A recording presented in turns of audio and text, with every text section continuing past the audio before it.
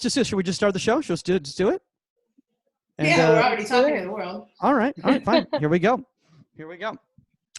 Welcome to Inside the 18, live from my bunker in Palm Desert, California, also known as my dad's guest room. I'm Michael Magid. With me are two incredible goalkeepers, 99 World Cup winner Saskia Weber, Brazilian women's national team goalkeeper Aline Reis, and Omar Zini's here too.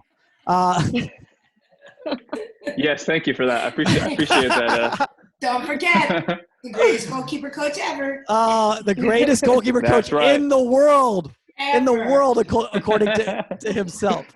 Oh, my God. Look at him. Now I see you. I see you. That's cool. What you got going on, dude? We got to see. Look at the background? Not yet. Yeah. You can't see it?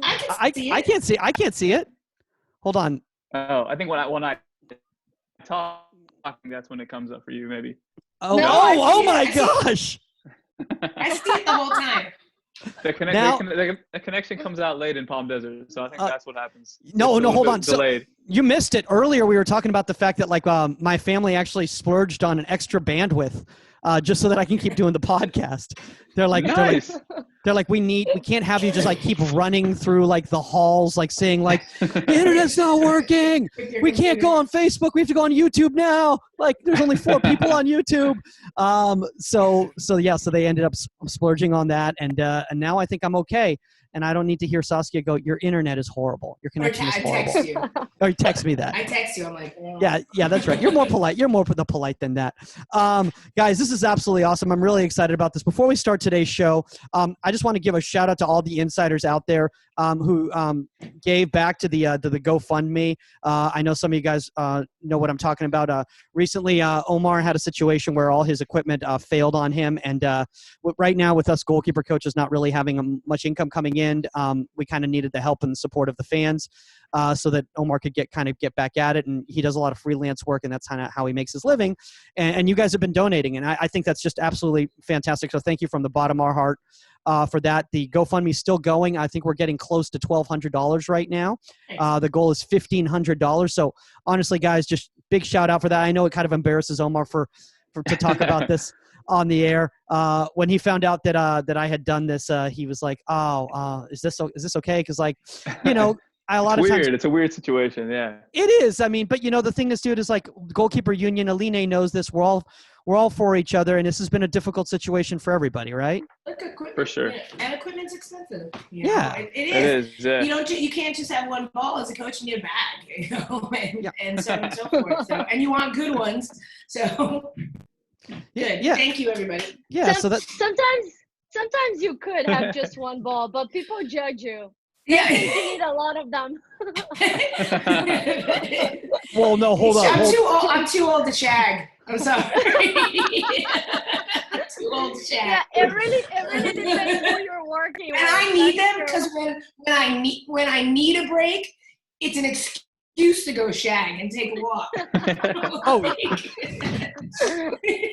This episode's already is a classic. I absolutely love this episode. Oh my God, we just got a Brazilian just came on, Fred Bragaglia, who I butchered his name last time. He sent in a review.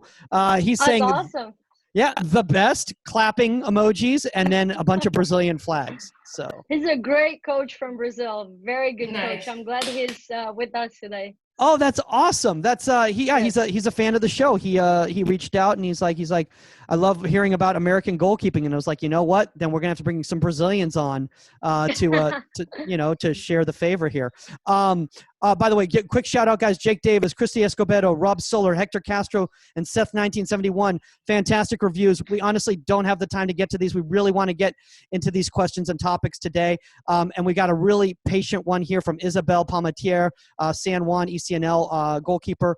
And she is so excited, Aline, for you to be on the air. And she asks, has your mindset being a smaller goalkeeper as a youth, what types of challenges did you have to deal with in order to prove yourself to coaches and to colleges and all that? That's a good question. But I'm not sure if I'm going to be able to help her so much with that, because to be fair, growing up, I didn't know I was gonna be this short. The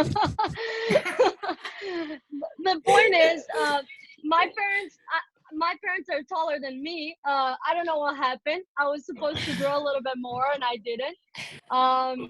But what I'm getting with this is, growing up in Brazil, I actually didn't play soccer that much, like on the field. I played a lot of futsal. So I used to do a lot of training for like on the field, but the majority of the tournaments, the majority of the games, I played futsal. So in futsal, there wasn't much of that mentality. Oh, that keeper's too short. Everyone was like, whoa, how quick that keeper is. And in futsal, that's the agility, the quickness. That's what amazes people, and that's what gets the job done. So when I was about 17, 18, that's when I started realizing that people were getting taller than me, and I was staying behind. And the thing is, like, I feel like in Brazil, they have the discrimination against small goalkeepers is actually really big. And when I got to college, the first time, it's going to be really quick, but a funny story. When my goalkeeper coach, I was recruited by the assistant coach who went to Brazil on a recruiting trip and saw me. But when I got to college, UCF, my first preseason day, and I met the goalkeeper coach, Donna Fischer, who is still my mentor to this day. Amazing person. We're very close. But the day that she met me, I was with the other Brazilian. So another Brazilian was recruited as well. And I was with the other Brazilian. And she looked both of us like from head to toe. And she was like, which one of you is the keeper? Because I was the short one, and the other one was like a little bit taller, but super skinny, like didn't look like she was gonna be a good keeper. And that was my welcome to UCF. And I'm like, oh man, this is gonna be very interesting. From this first, that was like first impression.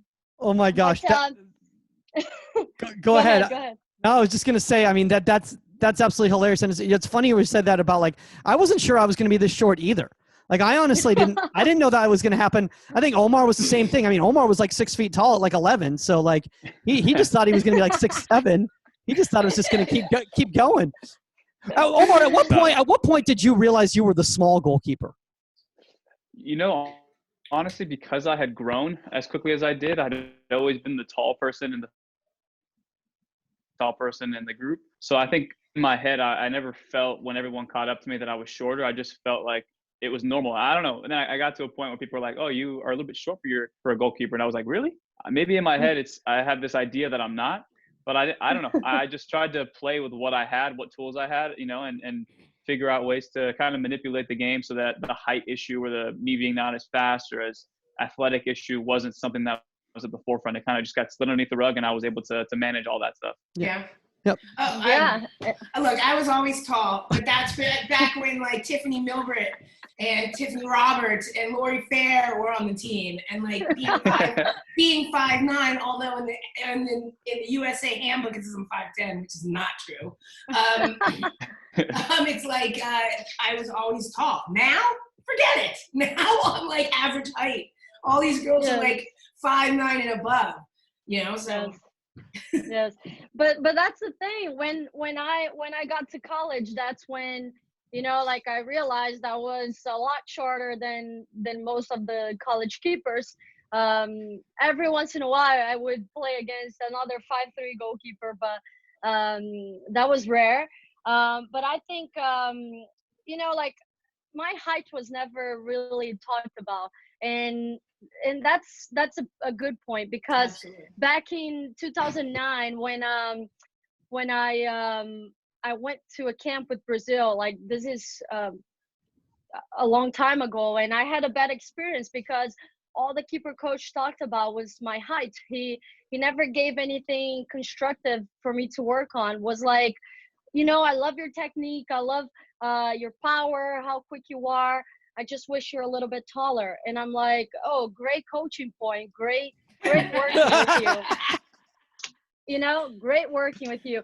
And that was a tough time for me. Seriously, that was sophomore year in college when I got the call for the full national team. And for me, it was a tough time. I came back to my sophomore year, and I was a little, crazy Rattled, about yeah. that. I had that in my mind. But, Amanda and Donna, they just accepted me for who I was. Like, they recruited me like that, right?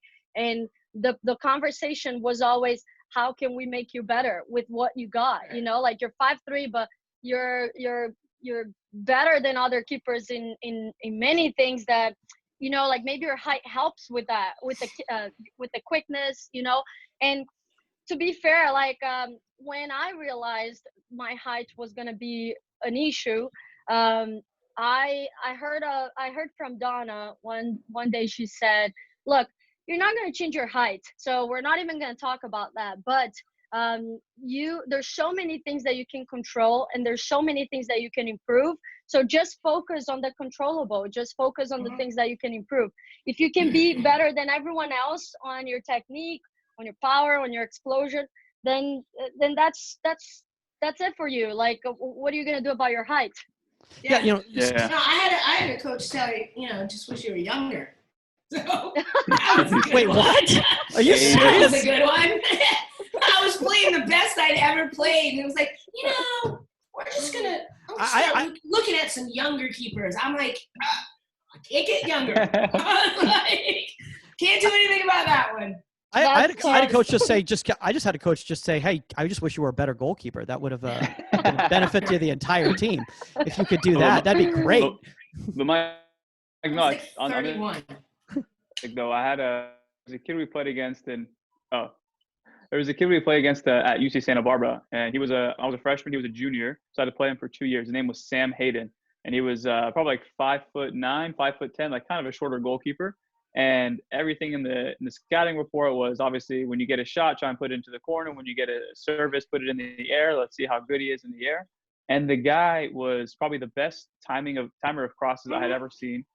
He was incredibly springy. He had his understanding of where his line was and what his range was.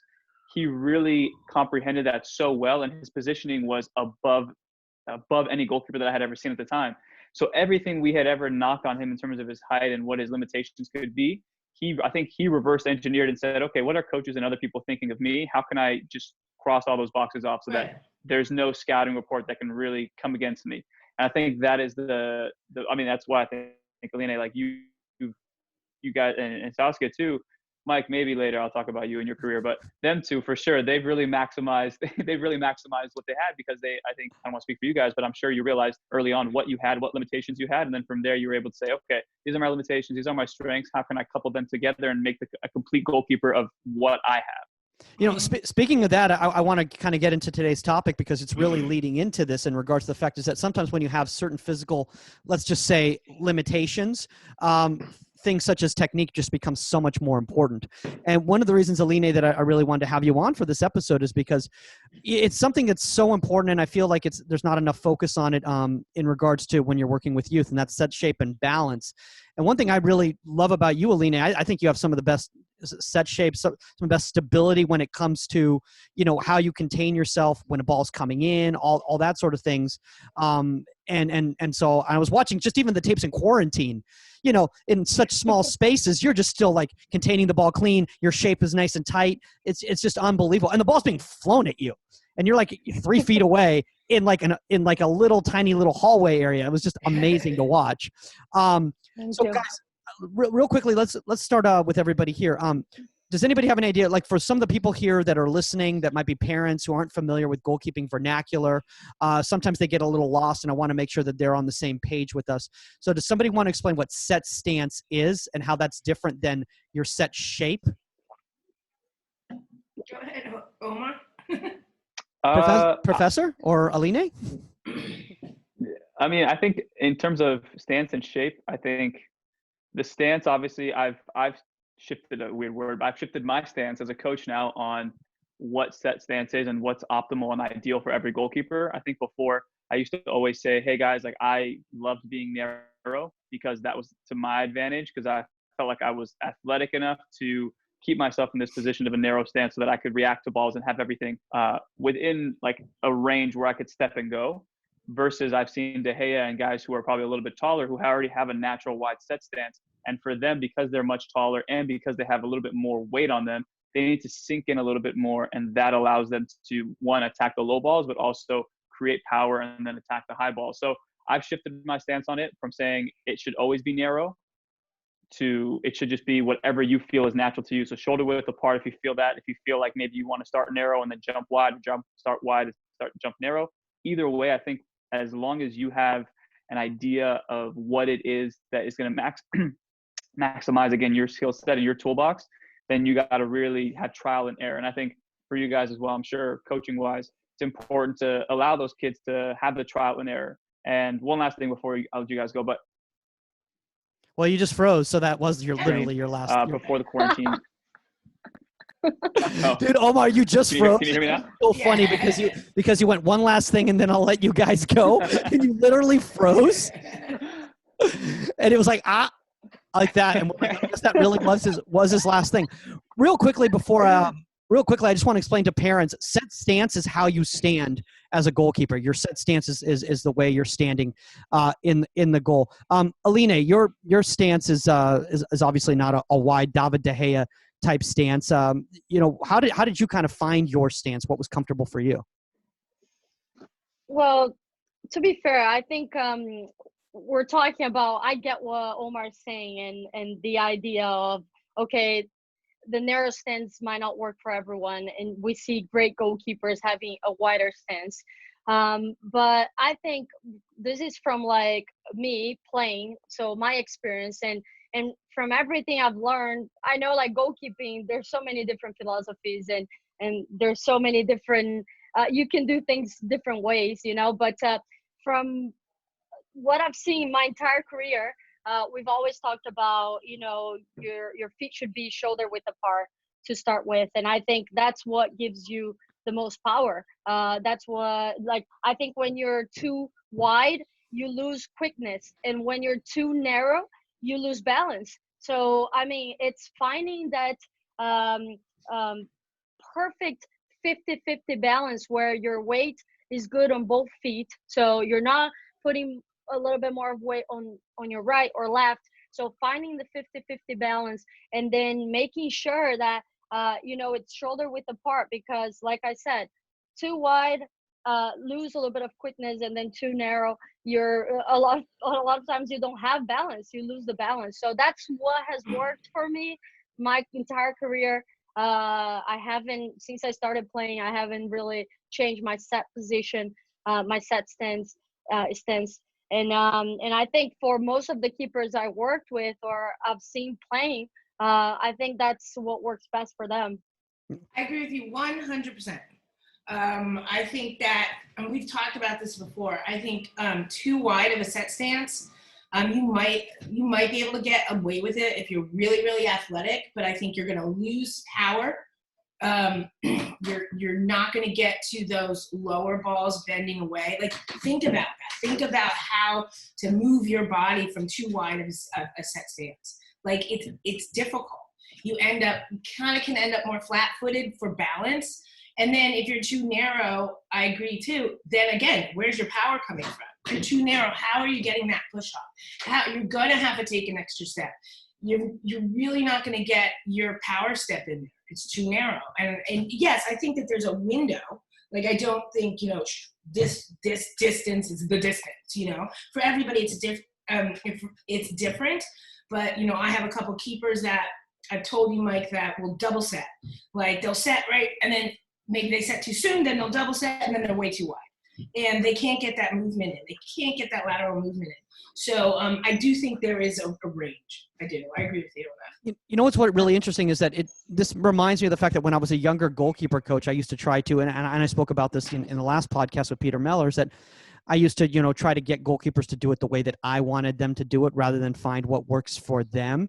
Right. And I think when it comes to set stance, I think as a child or a young goalkeeper, I don't want to call you a child, a young goalkeeper, a developing goalkeeper, you want to try a bunch of different set stances and find what works for you and find what's successful for you. And usually what's going to be successful for you is going to be what your body naturally wants to do to maintain a strong median and balance and all that sort of a thing.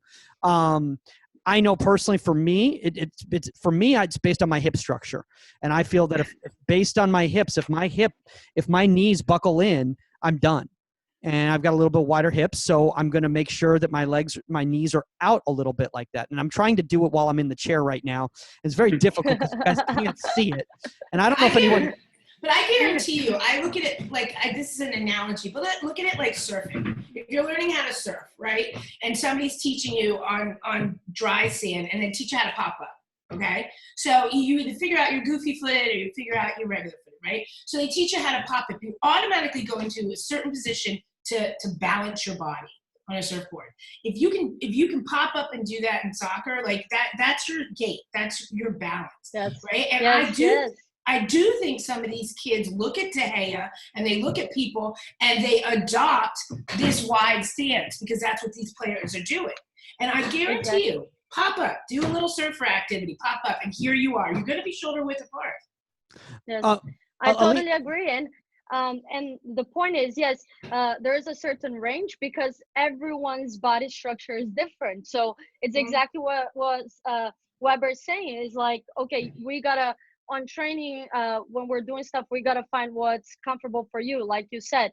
But I do think as well, it's hard when you're dealing with an athlete, let's say an old athlete, like 31 years old. We're looking for younger people. That's me right now.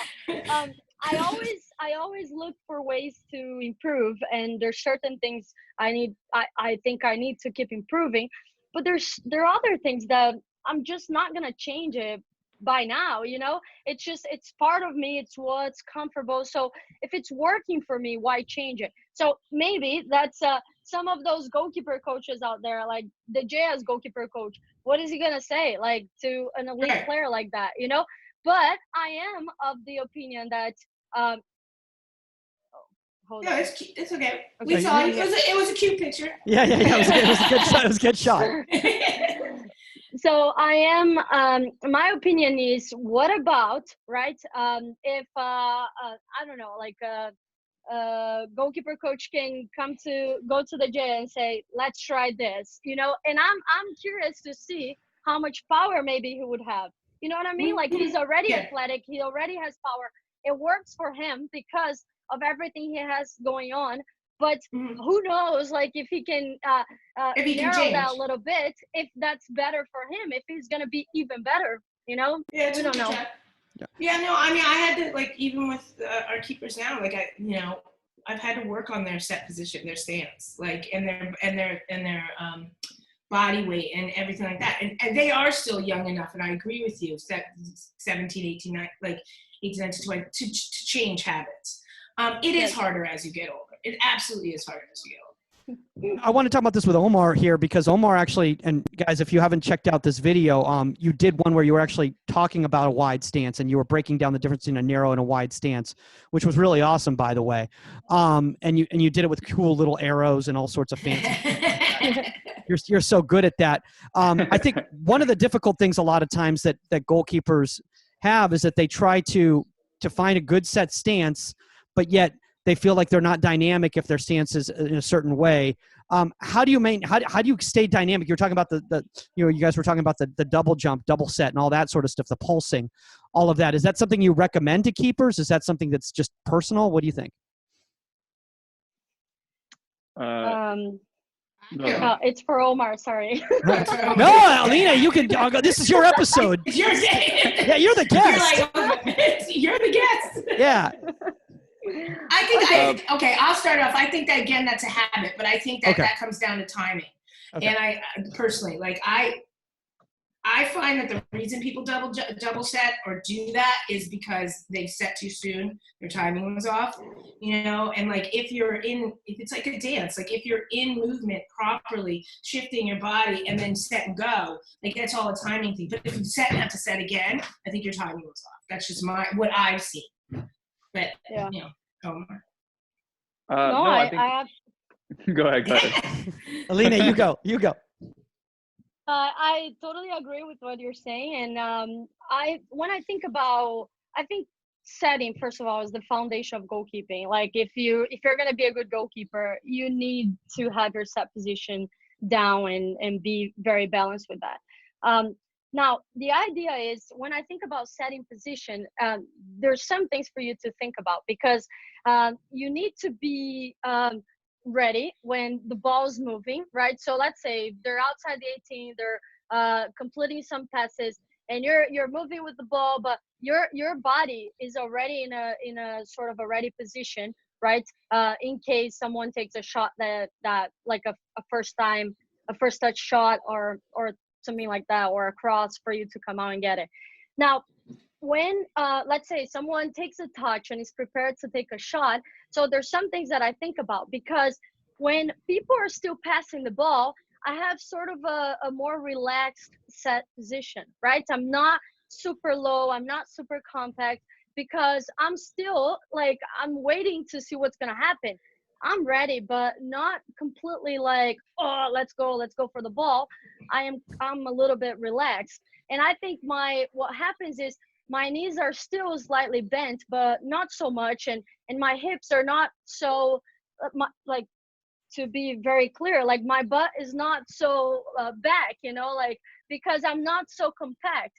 What I'm trying to say is there's the relaxed set position, and then there's the compact redness. And that's when a shot's about to be taken. So it's a split second before the shot, and you're in your set position. You get even, that's what I do and what I teach. You get even lower a little bit, not super low, but you get ready to explode, because you're going to have to take a quick shuffle, or you're going to have to take a power step and go to the ball. So I think when we're talking about setting, it's a little bit broader than that. And that's why I'm bringing this up, because it's what I think about when I'm playing. I'm relaxed, I'm ready, but I'm relaxed, and then I'm compact right before the shot, and I explode. I think that's I mean, oh my gosh, I didn't even think about that. Yeah. That's incredible. And Omar, I think you got a new breakdown video right there, dude. Aline in her double set and how she does it. Do you want to add on to that, Omar? Yeah, no, I think the biggest thing I think is something that I have found for my own game. I won't speak for anybody else, but for me, you guys are all frozen. Very good. Can you hear us? Can you hear us now? Yeah, you guys were all like. I'm just gonna stand here and you're gonna wonder.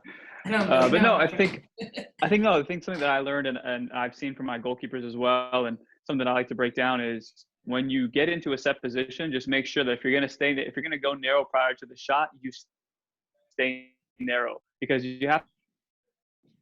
I feel, because if you go narrow and then jump wide, then we're talking about limited mobility, limited range, because now you're in a really unathletic position. Because normally your body is like Aline said, is that there's a kind of a composite position, but there's also that set position prior to a shot, and your mind and your body is kind of it wants to stay active so that they can react laterally or react to whatever happens. And so your body is kind of going into this like freak out mode of, okay, I'm ready. And as the shot comes, that pressure needs to be released somewhere. So what ends up happening is you end up jumping wide and releasing it there. But now your range is only as far as your arms can reach. And if you want to like bring that leg back in from it being too wide, you have to tuck it in, and you're almost going to either sweep your leg and then again still limit your reach, or you're going to step it in and then step out. And by the time you put that foot in to plant, it's already a second too late and the ball's already behind you. So again, I think it's about trial and error, and as coaches as well, just saying, look, you can try this out. Just let me know what you think. Let's have an open discussion about it. And one, am I frozen? No, you're not frozen. No. This is going to be an amazing edit, by the way. I can't wait. I think what people need to realize is we're talking about split seconds.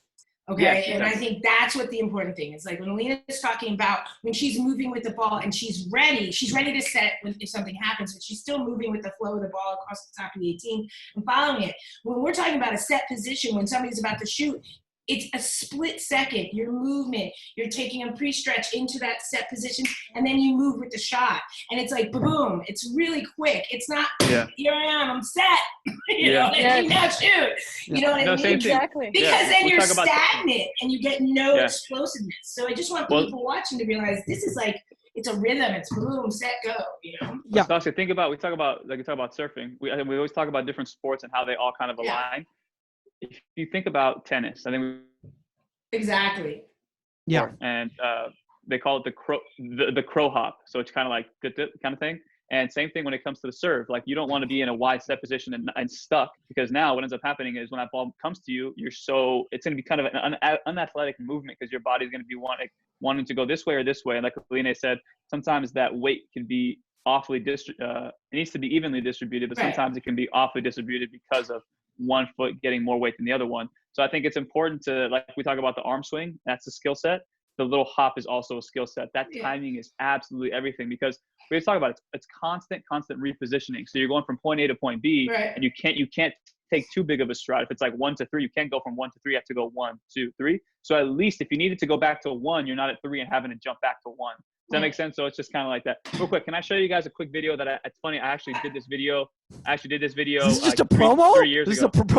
No, but he's going to do video. We haven't done this yet. We haven't done we haven't. This is going to be fancy. All right. No, we're fancy. I did this video 3 years ago, and it's of Robles, who's on Everton. He's playing against, I think it was against Liverpool. And I want to show you guys, on 3 of their goals, he's not set at all. So I'm going to share my screen and oh God, open system preferences. Okay, you guys can keep talking. I have to let it. Well, I'll tell you that. An end all be all saying from Tony to Chico would have always been like, it's better to be set and out of position than moving. Period. Yes. You know, because I can do something if I'm set, even if I'm out of position. If I'm moving, I can't. If I'm moving the wrong direction, if I'm doing this, if I'm not set, if I get that pre-stretch and that set in, even if I'm out of position, I can react. Oh, here we go. Here we go. So here comes this video. My screen? Yeah, we can see fancy. it. We're fancy. Look at this. Okay. Webinar. So you just watch. He never sets. He's always moving. So like if you just watch his feet. And that's exactly all he can do. Watch the ball go in. Exactly. So he should have set there. And so and he's still moving to the near post. So I was like so surprised as a professional goalkeeper, 3 goals in the exact same game. And look at that. That. Did you see that giant pre-stretch, that huge jump, and he's straight up in the air? Oh, this was the worst one. This was the worst one of them all. Just watch it. Joe Robles is never going to come on the podcast, by the way, after this. I'm sure he knows it, but look how upright he is. And look, he's on his heels, where his weight is and balance. Yeah. There you go. That's a good example. No. Yes. I want to ask Aline this because, one thing I really like about you, Aline, is that despite the fact that you get down, you get set, and you pulse and go into that power type of thing, you're able to maintain balance so that you can change direction if you need to. And I think one of the biggest issues that a lot of young keepers have is when they try to do a double set is that they already are moving in one direction and then they can't adjust. So what advice do you kind of give goalkeepers to be able to maintain that balance yet still have that power? So going with everything that was just said, I think. Sorry. Okay. I love this show. We have another guest.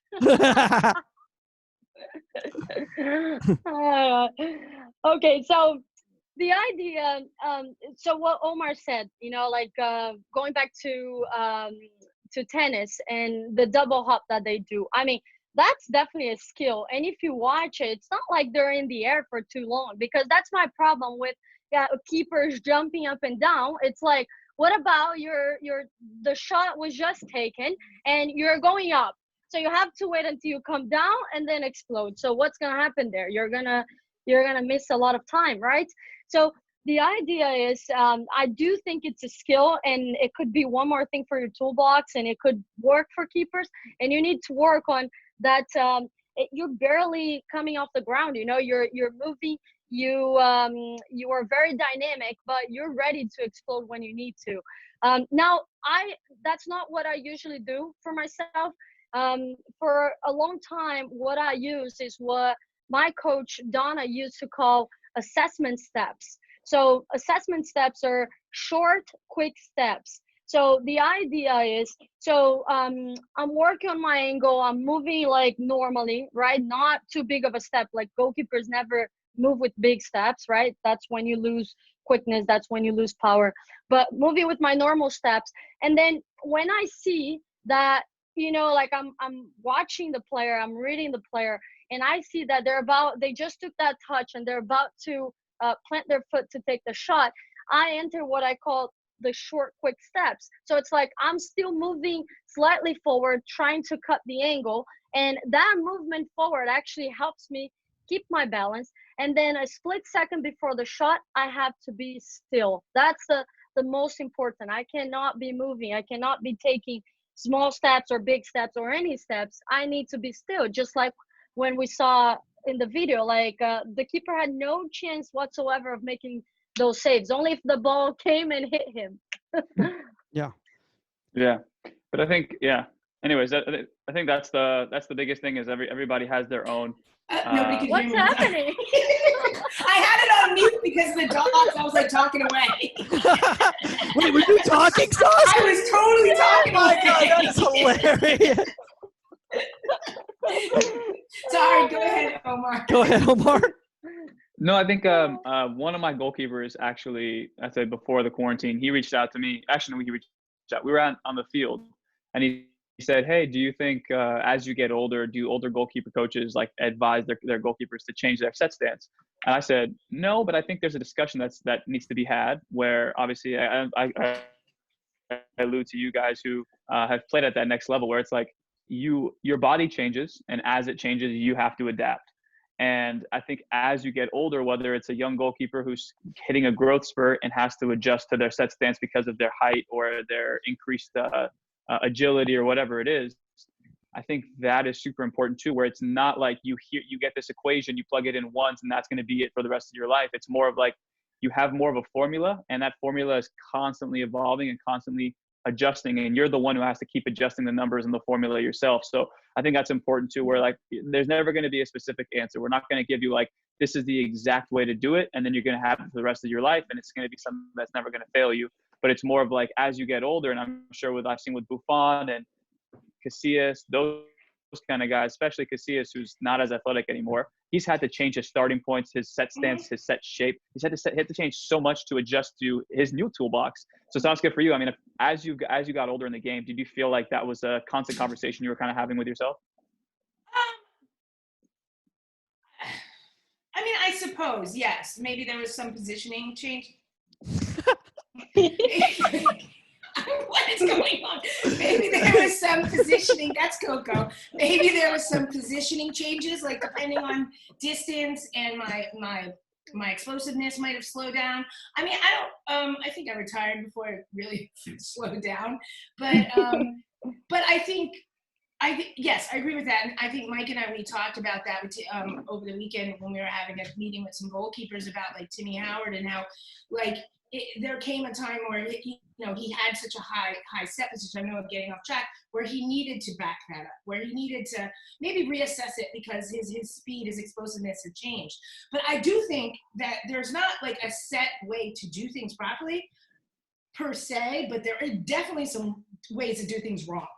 And I think, that's across the board. And I think that like in the video, when he's coming across, had he had short steps, had he been, should I set, instead of just trying to, it's obvious he's trying to move towards the near post and get into position.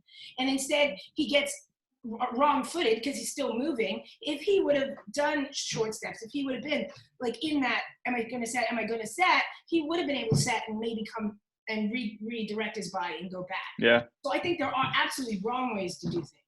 You know, it's really interesting that you bring that up, because I feel personally that I've changed my set stance as a keeper. Not that I've played at the level of Saskia or Aline or anything like that, but I have changed my set stance just in regards to things such as like, okay, well, I've got an injury. Like I have a labral tear on my left hip. And because of that, like I don't have the same type of fluidity and mobility that I used to in that left side. I had a left ankle, I had reconstructive surgery and my lateral movement changed and stuff like that. So I noticed that my stance changed.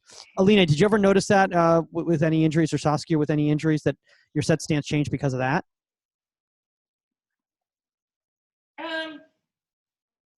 No, not really. I mean, no. I mean, I think my biggest thing probably was I had knee surgery before, like 2 years before the 99 World Cup. It wasn't like an ACL or anything. It was like this random thing. But I mean, I had to work hard to get my strength back to where it needs to be. So I didn't have to alter those things. And, my set stance, my, how I moved and stuff like that. That came with rehab. Yeah. Aline? Yeah. It's very interesting that we're talking about this topic because, and this is funny because off the bat, you're like, Aline, I want to talk about this. So you didn't even get any info on what was happening during my season. But I think, so in the beginning of the season, I had a struggle, like some struggles with my hip flexor. So, it wasn't an injury that kept me from playing, but it was bothering me. And I realized that, well, I didn't realize, and that's why, thank goodness, I have great coaches that can help me. Because when you're playing, it's like, it's so hard for you to see things. But with time, because of my hip flexor, I think, my set position started getting higher and higher. And I wasn't doing the contact set position. And then I started realizing that I didn't have much more power. And I thought really I was getting old, or, like maybe I needed to do some more strength training or work more on my power. During that point of my season, I was like, oh my God, I'm not the same anymore. Like, where's my power? Right. And I actually, I called Donna all the way in America, all the way in Orlando. And I said, look, I need your help. I don't know what's going on. Can you watch some of my videos and some of my games and see if you can tell me anything? And the first thing that she said is like, why is your set position so high? Like that's not the Aline that I know. Your set position should be slightly lower, and then right before the shot you should get compact, you should get a lot lower so you have the power. So she said it's not that you're not strong anymore or you don't have power. It's just like the way you're setting, you're not giving your body a good chance for it to be successful. So you're not setting for success. And I'm talking about this past season. So like I'm 31, playing for how long? And I think this is a testament for how important it is to continue to work on the little things. Yeah. It's like, it doesn't matter that I play in Spanish first division, that I'm with the national team. I found myself working on my set position again. But and I agree with that 100%. Like, and sometimes coming off an injury, there's also something up here. You know what I mean? Like, if your hip flexor hurts and you're babying it, my knee, like stuff like that, then you're not going as deep because there's something in your head that's like, and so you have to retrain that. But you constantly have to train. You constantly do. On your footwork, on your set positions, on the basic stuff, on your balance, on everything. Yes. Omar, go ahead. Sorry. No, go ahead. I was going to say I think that's it's so important that your coach, who is with you every single day and training you, it's so important that you remind your keepers of that. And that's something I had here. It's like my coach was thinking about all like these great saves and, we're elite goalkeepers and we need to be working on, for 90 saves. Exactly. And I'm like, but and I had to, he's a great guy. And I think we both have grown with the season, and I had to talk to him about, look, like, every elite goalkeeper, if we don't have the foundation down, if we don't work on the basics every single day. And you need to be reminding me of those things because I'm not watching myself. I'm just training. So I really miss that, you know. So I think this says how important it is for the goalkeeper coaches out there to be looking for the simple things, the basic things, because you know, sometimes we forget about it and sometimes we don't do it. And you need to remind your keepers of the little things. And when Donna did that, and it was like magic. Like the next game I had was so much better. Like you see the improvement right off the bat. Yeah. No, agreed. I work a lot personally, just in regards to me as a goalkeeper coach. I work a lot personally on small little adjustments with goalkeepers. And sometimes the sessions might not look that exciting, but we're working on specific little things that you can improve. And sometimes it's very difficult for younger goalkeepers to understand that because they see, you know, these really complex, you know, drills and all that, you know, on television or social media or whatever. And they go, but I think that's what goalkeeping is. But Omar, you seem to do a good job of being able to showcase how every specific technical element goes into a profound session, such as you put up on your page. Yeah, and I think, again, that's my evolution as a coach, where I used to try to make everything so perfect, which wouldn't really expose any of the issues. And I think, again, that has to do with, I mean, I wanted people to leave my sessions feeling comfortable, feeling confident, but the real improvements, like Aline just said, is just kind of like you have to be able to have your coach expose those for you. And then you guys have a collaborative conversation. And once you have those conversations, then you guys can have like action items of how, you know, what it is you want to improve. But until you expose those faults or expose that what you see from De Gea is not your body type, and you can't do that, they're going to keep thinking that, and their best teacher, their teacher is going to be the game and not something that you can control in a setting. But real quick, I want to show you guys another video. I have so many clips, guys, and I have so many things that I remember from like specific moments of this. And I want to show you guys this. This is 2016 or 2017, the FA Cup final, Arsenal versus Chelsea. Okay. And Ospina gave up this goal. He was too wide. And because he was too wide, he couldn't get his arms activated outside.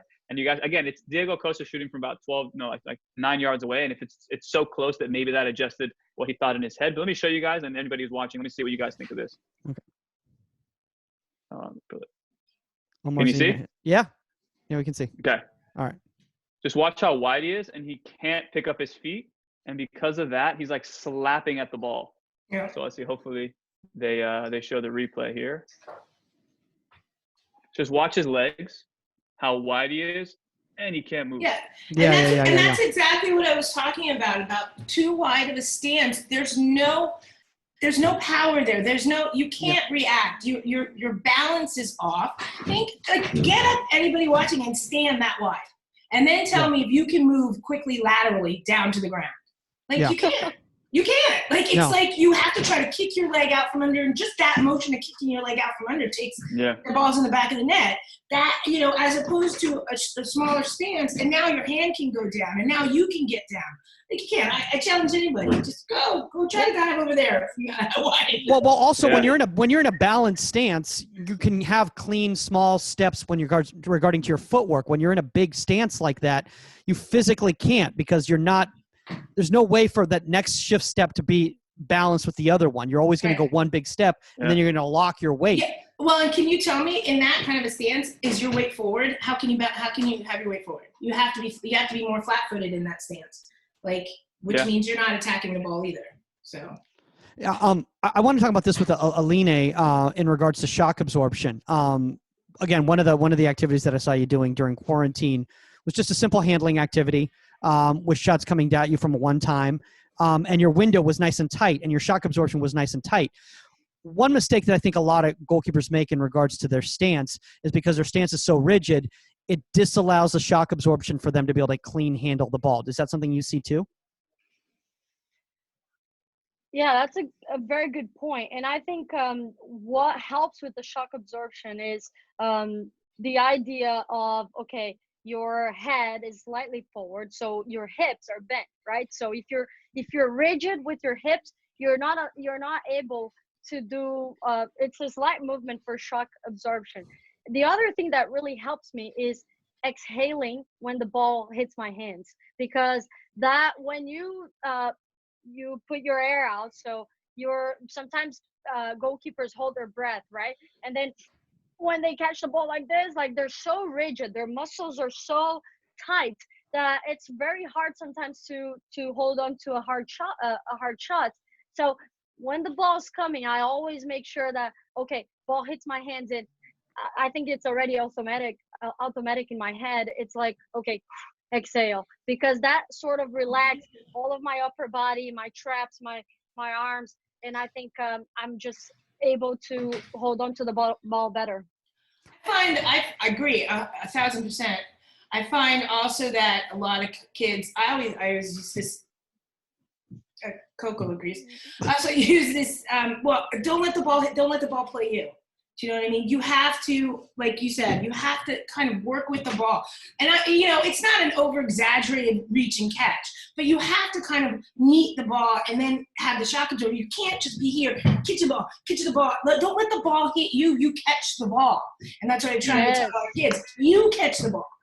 Okay? Saskia, that's exactly it. What I was gonna talk about next, it's the mentality. Like a lot of coaches, they train their keepers to be shot blockers. Boom, boom, boom, boom, block the shot. And you're giving up rebounds, you're giving up corners. And I think the mentality is the number one thing. Like, you want to train your goalkeepers to hold on to the ball as many times as they can. The pairing, the rebound should be your last resource. Sometimes, like, okay, you're doing a back to the bar save, you're not going to hold on to the ball, you have to give up a corner. But most of the times it's the mentality thing. If you train your goalkeepers like Saskia is talking about, attack the ball, you own the ball, you attack the ball, you're not letting the ball come to you. I think that could be really helpful. Mike, just one thing for both of us. I mean, all of us have been college coaches, and I think when I was younger, one of the reasons why I thought I was a good shot stopper and why I got better at my set shape and all that stuff is because we used to do something called shooting clinic. And Mike, I'm sure you know this from Sharif. And it was the keepers it would be free for goalkeepers, but the shooters had to pay. And it would probably be like 15 or 20 shooters. And the coach would drop the ball from different angles and have 1-touch finishing, 2-touch finishing, overlap finishing, and like half volleys, full volleys. And I remember I would step into those exercises, and obviously once you get scored on, the next goalkeeper goes in. But it was just I started finding different ways to, okay, if they're a right-footed shooter coming from my right side, if they're probably going to bend it to the far post, I'm not going to go there early, but I know that if they go far post, I'm ready to shuffle and then tip over. Like, I'm ready to go. So I just started figuring out different things in the game. And I think for us college coaches, I tell my goalkeepers all the time, like, yes, when we get into shooting drills with the team, there's going to be times where it's not going to be functional for us, but can we try and use this time wisely? Can you step into this, stop, this cut back, and just focus on the movement? Can you just focus on your prep set or your preset, play around with different things and see what works for you? Maybe you don't like to be so high. Maybe let's try and create some depth on your line because it gives you more time to access your shot stopping ability. So I think there's still time for these goalkeepers, whether it's in a college session, training with their friends, go out there and figure out ways to accumulate data in your own head to go, oh, I tried it wide from this angle before. Okay, maybe I'll keep it a little bit more narrow, but I know that if it goes to my near post low, I can sweep my leg quick because I'm narrow enough to sweep. You know what I mean? So there's different like data points that you can start accumulating as a goalkeeper.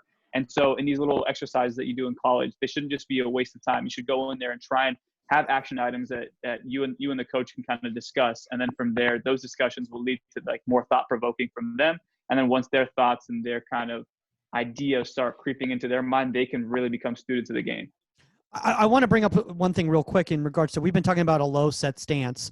And I think one of the issues that a lot of kids have, and that's why I want to address it right now, is when they think setting low, they think shoulders forward, head forward, going with their back, using their lower back, as opposed to actually look at using their hips and their glutes to drop down and get into a quarter squat shape. So Aline, you're really good at this. Can you kind of explain what that low set looks like so that people can kind of know what I'm talking about?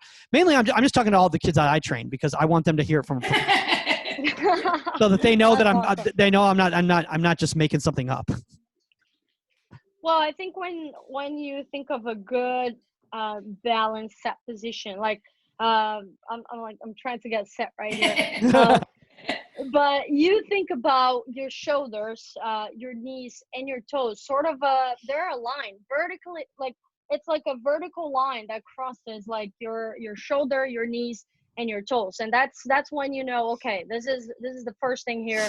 I got it. I'm balanced. And then your head should be slightly in front of it, right? So it's not like, that's the thing, like what you just talked about. Some keepers think that, okay, I'm gonna get low, I'm just gonna move my shoulders forward, right? And that's not the vertical line that we're talking about. Your shoulders should be on the same line as your knees and your toes. So I think that really helps to paint the picture for the goalkeepers, because sometimes as well, not the older ones, but I've seen really young keepers getting lower by bending their knees so much that it's like almost in front of their toes. It's like a squat. So yes, exactly. So that's the idea. It's like, okay, one vertical line, toes, knees, shoulder, head slightly over, your glutes sticking out, and I think that's a good set position. And reminder, this is in a split second. So all you goalkeeper coaches out there, it's not like, hey, get in your set position and have the kids stay there for like 2 seconds or 5 seconds. Nobody does that. No. This is movement, footwork, set. You know, I can't stand when I see goalkeeper coaches and they're just having kids like and they're having them move around the grid like that, but it's like it's not natural. I think I love that. It's like shuffle. They're like shuffling across 18 yards, the ball. Yeah. And I'm like, who moves like that? Crabs. And I tell my kids, I'm like, can you just get to that position as fast as possible? And then your last 2 steps, maybe into a shuffle and a set. I go, but this isn't like, we're not doing basketball line drills. Like, you're not, it was like, and I'm just like, okay, like the ball passed you like 10 minutes ago. Like, you can't move that fast. So Mike, that's Go ahead, Omar. I like the new picture, Omar. Yep. That's cool. Thank you. No, but I think that goes back to our but Mike, I think that goes back to like our recent conversation about I call it fast approach, slow arrival, and a lot of people go like fast movements into slow movements. But I think there's different ways to get into set positions, and I think that's also a talking point as well. Like you can get a straight on like set position where the ball got swung from one corner of the 18 to the other side, or like from corner of the 18 to a shot up top. That's a slight movement. And then from there, then sometimes you have balls that are, you show at the angle for a shot, and they ended up cutting the ball all the way back to like the PK spot. And you either have to turn, cross step, or like turn and then one quick shuffle. But like while you're on the move, like you said, Lena, early on, like the most important thing of anything for a goalkeeper is getting set.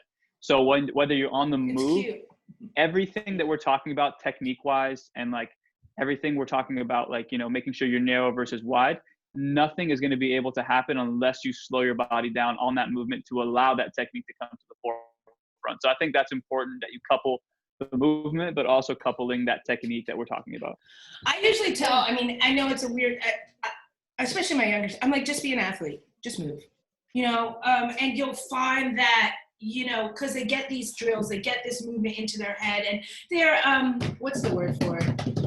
They're not analytical. They're definitely not that. They're overthinking. They take things too specific, too verbatim, like too specifically. I'm missing the word right now, but it's like, you guys, literal. Too literal. Thank you. And it's true. They take things too literal, and it's like, okay, we're gonna work on shuffling or whatever, and they'll shuffle. Like, and you're just like, I need you to be an athlete. How would you move? How would you flow and move to that position to get to a ball that just went from there across to there? How would you do it? Just go. And then as you get there, and you'll find you have the natural ability, you're gonna, get there as fast as possible, and then you slow it down, and then you go into your final 2 steps. But they're so literal, and you have to kind of break that concept of it. And it's funny to watch sometimes. Exactly. And then talking about like training, the set position. So the set position that I just explained, the split second before the shot's taking. A lot of coaches think that they need to come up with this elaborate drills to train the set position. And no, like every single day when you start your session with volleys, you should be working on the keeper set position, because every volley you should be set. So you're relaxed, ball's coming, set, save. So it's like, it's as simple as hitting volleys and saying, okay, focus on your set position. Yeah. The drill that you talked about, Michael, that I do a lot here in the apartment. So it's like I give the ball. Bruna is about I don't know, 5-6 yards away. I give the ball on the ground and she one touches the ball. So what I do is once I give the ball, I'm relaxed. When I see that she's about to hit it, boom, set position and catch it. And it's like, it's a simple drill. I don't have cones. Yeah, I do that drill too. Anything. I do that drill too, and sometimes because it's just like you're stealing a little bit of space when you roll it back if you're outside as well. So you're stealing space. You're not staying where you are. You roll the ball back. You take a preset. You steal a little bit of space. You set. You catch. Boom, boom. And sometimes I will evolve that if I back up. I'll evolve that into I'll touch it left or right. Like I'll take a long touch. So you'll roll it back to me. You set because you think I'm going to pop it, and I might just take a long touch. So now you have to set, and now you have to move. Do you see what I'm saying? And go pick it up. But it's so simple, and you don't need cones or anything. And again, you're not stagnant. You don't want to sit there and be like, yes, we all do it. Like, hey, let's hit the volleys back and forth. But if you can add a little bit of movement into hitting volleys, that automatically practice setting. Yes. And it also keeps them active, because the worst thing I see is like when a goalkeeper coach goes, all right, guys, hit 20 volleys, and it's just a bunch of dudes or women standing there flat-footed, and they're just kind of just catching balls here and there willy-nilly, and like their arms are locked, and they just don't care, and they're just kind of just going through the motions. And I'm like, is that what you're going to do in a game? Like, you should, every single warm-up activity, every single movement preparation you do at the beginning of your training session should prepare you for the game. Otherwise, why are we warming up? But because of the quarantine, and I want to say this, and a lot of keepers are doing wall work right now. So whether you're hitting volleys off the wall and stuff like that, we get it. You know what I mean? It's hard to hit yourself a volley and do like a pre-stretch and a movement. But what you can do is when you hit that volley, boom, you get set again. And what I see a lot of kids that don't do when they're doing wall work is they kick the ball, they stand up straight, and they catch the ball. You know what I mean? No, every time you kick the ball off that wall while you're in quarantine, you're doing your wall work, make sure you're immediately back in your set position, way forward, reaching and catching the ball. And it takes that same quick second to do that, And if you're just going to sit there straight up and kick a ball and catch it, you're not training. That's another thing that I've been doing, hitting the wall. And it's so funny, like so I start hitting a little bit slower, right? Not with a lot of power. And I have more time. So I hit it. I know I'll be able to set, catch the ball. And then I start speeding it up, hitting a little bit harder. And sometimes, like, I get to points that I'm hitting so hard that I have to hit and get set so quickly. So fast, and it's tough. It's so tough. It's a great work. Yeah, I tell my keepers to start at 10 yards, and then if you want, come in. And so you're working on your reaction, you're speeding up that setting and everything like that. But if you're not doing that, keepers out there, and if you're just hitting the ball off the wall and catching it, you're not in set position, then you're chaining bad habits. Period. So speaking of quarantine, I want to ask all three of you guys here in regards to this, because I think something that a lot of people have been focusing on during the quarantine time is a lot of performance enhancement in regards to how they move their bodies and all that sort of stuff. And one thing that I think is so important when it comes to when your set shape and your set position is flexibility. And you can't and one of the reasons I think that a lot of kids have trouble getting down and getting set low is because they don't have that hip flexor flexibility. So if anybody here wants to kind of like elaborate on that in regards to how beneficial it is to work on that flexibility so you can really drop that butt like Aline was talking about and get set. Well, I'll tell you right now, I will say, as I got older, that got harder. And I've always said, look, I hate yoga and stuff like that because it hurts, but you guys, you have to stick with it. You have to be flexible, because it leads to your agility. It leads to all of that. As I got older, I had lower back problems and stuff like that. Because my hamstrings were tight, because my IT band was tight, because it wasn't as flexible. And so, I mean, it's as simple as that. While you're in quarantine, I'm serious, put on a yoga video twice a week and get your stretching in. And all soccer players are at fault for it. We are all in practice. We're like, all right, kids, see you later. Or, okay, I mean, college is different, obviously. We've got trainers and this, and people are stretching them, and everything else is going on. But for the average person and for the kids that are training, get it in, because you'll definitely, your career will last longer, I think. And it's important for everything, for your stretch, for your pre-stretch, for your setting, for your ability to explode and balls you can get down to, bending over, everything. So. Omar, how many guys have you trained that if they'd taken better care of themselves in regards to flexibility, they wouldn't have gotten the same type of injuries, and they also would have had better performances overall? I think the injuries, and I haven't really come across anybody who's been injured because their lack of flexibility, but I think the lack of flexibility also has hindered their ability to make certain saves low and quick because they couldn't contort their body in that quick of a split-second decision. So I think last goalkeeper I had, he had a pretty insane stretch routine. He actually just posted about it today, but like he has an insane stretch routine that like really loosens his body up. And the conversation that he and I had was just like, there's a reason why he does it, because he has certain tools that he wants to try and access. And if he's not completely stretched out the way he wants to and doesn't have like freedom and of motion, then he can't access those tools. So I think there comes a time where, like Saskia said, like you need to get that habit in now. So as you get older, you're not having to play catch up. You already have it in. Absolutely. Whether it's small, 5-10 minutes a day, just something you don't have to start from scratch on. And I think to your point, Mike, for me personally, had I done that growing up a little bit more and taking care of myself a little bit more, my career definitely would have lasted a little bit longer. Just because I was like, even now, I strike balls and my knees have like a tendonitis in my left knee, my right knee, my lower back. Hold on. So Omar, you think your pro career would have lasted longer if you had had worked more on flexibility throughout your youth? Is what you're saying? Let's correct that. If I had a pro career, then yes, it would have lasted longer. No, but I think even in college, I think I actually just kind of had this like realization with myself is that my line for like my threshold of where I want to get to physically and mentally and all that stuff in terms of like soccer and getting fit is not horrible, but it's not at a point where I can like keep pressing on the gas and keep trying to get better.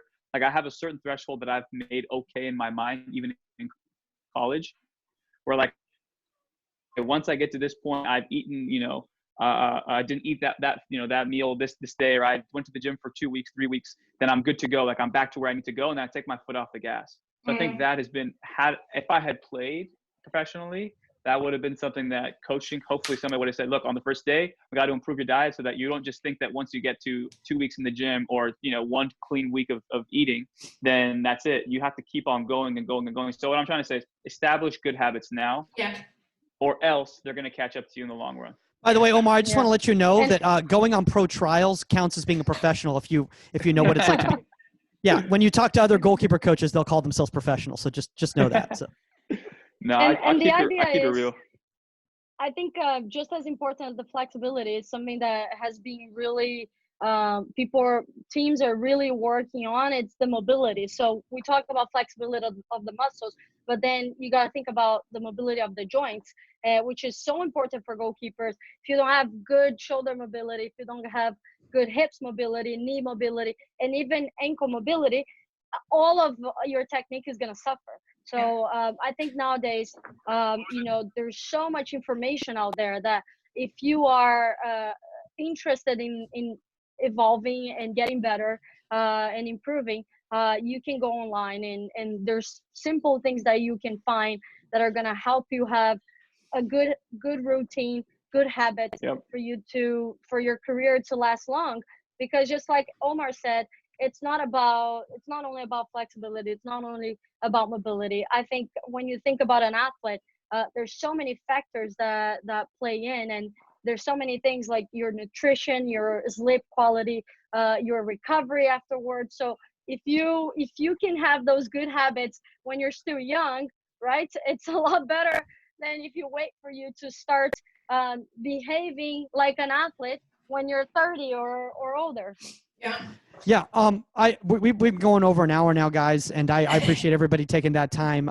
So we're going to start wrapping it up here soon, so we have a nice, tidy podcast for everybody. But before we go, there's a couple things I want to do. One is I want to see if anybody out there has any advice for any goalkeeper coaches out there who are working with kids who are having trouble getting in a good set stance. What activities you would say for them, or just a general thoughts on what they could say to convey that information to the goalkeepers. Well, I think go back and listen to the podcast. I think That's what I just thought. I'm like, you know what, we just guys? talked about it. All right, you know what? Maybe we'll just edit that out. Fine, we'll finish. We're going to finish with this instead then. Okay, I'm going to finish with this then. We're just going to give a shameless plug to Aline and her videos. All right. We already give enough of them to Omar, so we don't need to do that. We'll do one more thing, Mike. Yeah. What I would say though is also the best tool that I've realized works the best is obviously no surprise to all of us, but like filming. Like I have my GoPro out there, I have my iPad out there, and I show them exactly. Yeah, I show them exactly what it looks like. I'm like, look, I haven't had one recently, not recently, like a year ago, but I had this kid who every time he had a shot, he would jump into a wide stance and he would literally just like swing at balls. He wasn't the highest level goalkeeper, but I'm like, even though you're not that high level and you're wait, hold on, he would swing at balls like this? Because he was so wide that he didn't have the ability to dive, and he would just try and like reach it with his arm. So anything that was just slightly out of his reach that he couldn't get. So I showed him the film and I said, look, I don't care if you're playing high school, whatever, like no one likes to concede goals and everyone likes to play well and feel like at every opportunity they can make a save. So let's look at the film. Showed him the film. He goes, oh my God, I'm immobile. I can't move when I jump into that wide stance. So again, for him, now he has a picture that's painted for him and he goes, crap, I have to worry about Omar, what Omar says, but like he's saying it for a reason and this is the reasoning. So I think as long as you can not prove, but like show your goalkeepers that what you're saying has like actual backing by data or film or whatever it is that they can't really contest because it's the truth. That is the best way I think as a coach we can go about it, because now they're learning more about themselves versus us telling them about themselves. All right, can I plug Aline's videos now? Can I plug Aline's videos now? Really quick before you do that, Alina, Sam and Amanda say hi. Oh man, I love them and I miss them so much. No, seriously. Let them know. I took a snapshot and I said, look who's on the podcast, and they're like screaming on my phone right now. You're still on Snapchat? No, amazing time. I had such an amazing time at UCLA. Oh my God.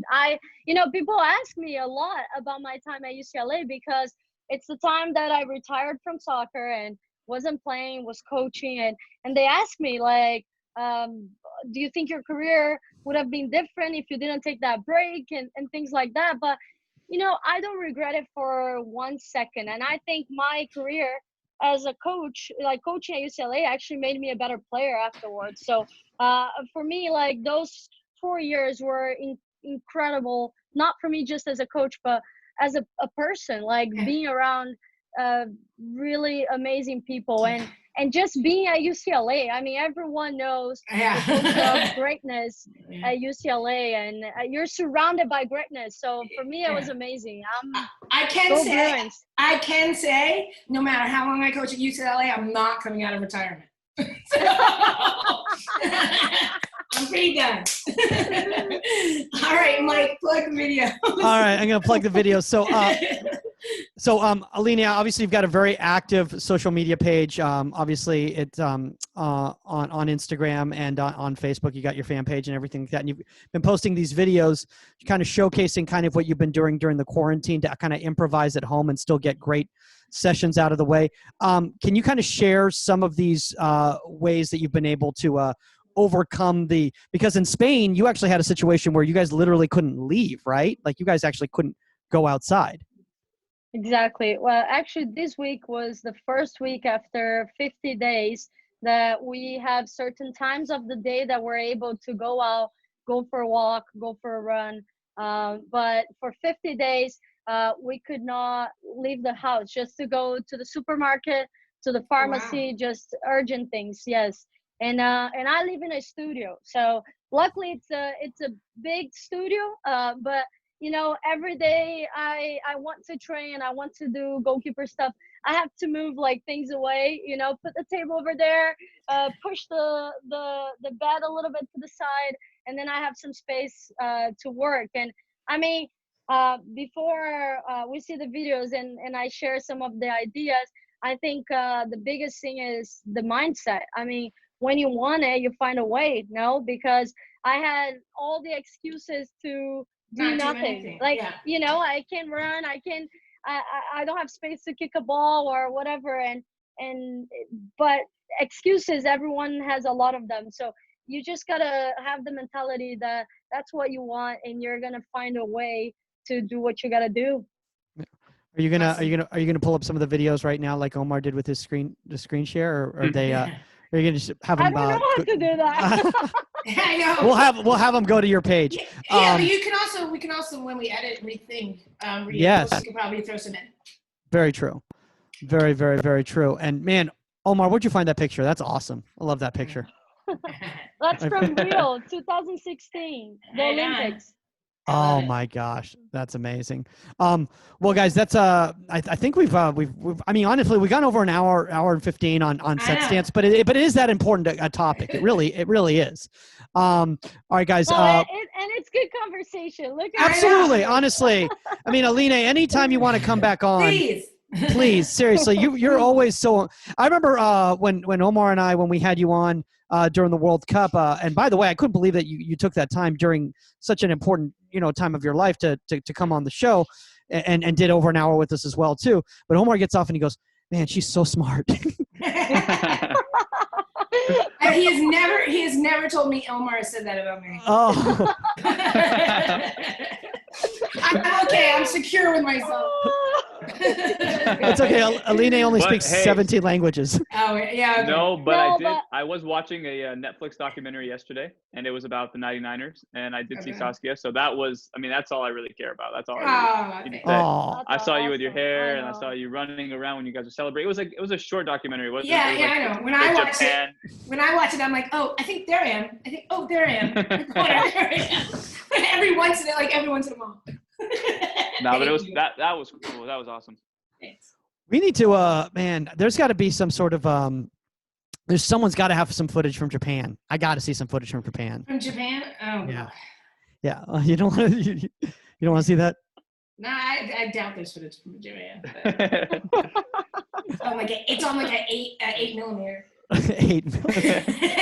All right, let's get out of here. All right, well, let's get out of here. All right, Aline, so if anybody wants to know more about your content, where you got because honestly, you do such a great job of providing a lot of really cool resources for the entire goalkeeper union out there with your videos and your posts and all that stuff, and they're really inspirational to a lot of players out there. I know, they comment on them all the time, and sometimes they just make me feel good. I remember I saw one. And it was like, man, missing this feeling. I'm like, oh man, I am too. Oh man. Yes. So what I miss the most? I miss the smell of grass. Like that's what I miss. Like it's crazy. I know what you mean. But yes. And again, I just want to thank you guys. What an amazing group of coaches and people that I get to have a conversation about goalkeeping. That's awesome. And I'm so glad about technology that allows us to do stuff like this. And, it's a podcast. People are going to be able to listen to this as many times as they want. And I think we gave great tips about set positions, about for me, the foundation of goalkeeping. I mean, I always say, you want to see a good, I can tell a good goalkeeper from just watching them saving volleys. It's crazy. It's true. Of course, they might have some weaknesses, this and that, decision making, whatever. But you can tell a technical goalkeeper from when they're just starting the warm up and they're saving the volley. So, I mean, I think it was a great topic, and thank you so much for inviting me. For sure, and it's Aline Reis, which Reis on Instagram, yes, my right? Name. Okay. My name, Aline Reis. Reis, not Reis. Okay. I'm gonna have to follow you. I don't follow people. Football. Football, like in Spanish. So FUTBOL. So Aline Reis football. And then also you got your Facebook page too. It's the exact same. It's that's just your name though, right? That one's just all your the name. Same. Okay. No, and the same I on Twitter? My page is, Twitter. I don't use Twitter that much. Also now. I don't even remember. Also now, are you and Omar going to have a competition on who has the most Instagram followers? Because I think you guys have two of the biggest Instagram followers that I know of goalkeeper Let's people. Let's see. I really need to step I up. don't know how many followers I have right now. You got you have a 211,000. you have a People, lot. start following me. I mean, it's my demographic. Yes. Young kids. I need to my demographic. My people are like, I'm on Instagram. Well, so follow Saskia Weber at Saskia_Weber on Instagram. Yes. Guys, at ProGK Academy _ on Instagram for Omar.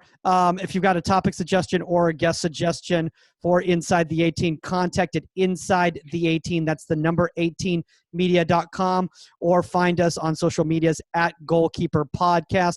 I guess people can follow at Michael Majid too if they want.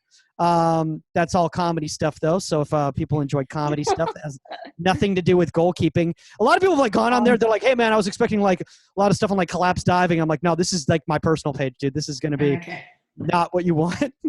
All right, guys, we've been going for a while. That's all the time. We're out. Later, guys. Bye, guys. See you guys. Bye. Thank you. Oh my gosh. Aline, thank you so much. Thank you. Good stuff, Ben. This was great. Thank you. No, this was I knew we were going to have you back on. I was hoping to do it in person in the Canary Islands just because I want to trip out there. I want to go to Canary Islands. Yeah. Yeah, and they're like, you, Sam, and then we're like, yes, Alina! I was like, she's got so much energy. I was like, Tell them I'm rocking the UCLA. hey, hold on, I'll take a picture. Hold on. Here, go. Take a Yeah, picture. I love Oh, that. there. Okay, I got it. Omar, where's your UCLA shirt to hold up? Okay, here, I'll hold up mine. Oh, yeah. I don't have one. Oh, everyone. Everybody, hold on. Let me take a picture. It's the UCLA podcast. Okay, awesome. Omar, quickly change your virtual background. Quickly change your background. They don't know. They don't know. They won't watch it. I'll go quick. Okay, change it real quick. Give me 1 second. And then I'll probably get called by compliance. Oh my God. Ugh, compliance, gross. Anyway. Yeah, and you're wearing a Adidas hat. Yeah, I know. Yeah, It's, exactly. it's my club hat. I didn't want to like totally UCLA geek out. I was like, okay. All right, I'm ready. All right. All right, here we go. Do it. 2. No, where is it? Oh, there it is. Let's find it. There it is. Yes, Mike. Yeah. Mike, pull your shirt up. Okay. Ready? 1, 2, 3. All right, you guys. I gotta run. All right. See you later. Don't be a stranger. I'll get your number from Michael. We'll keep in touch, okay?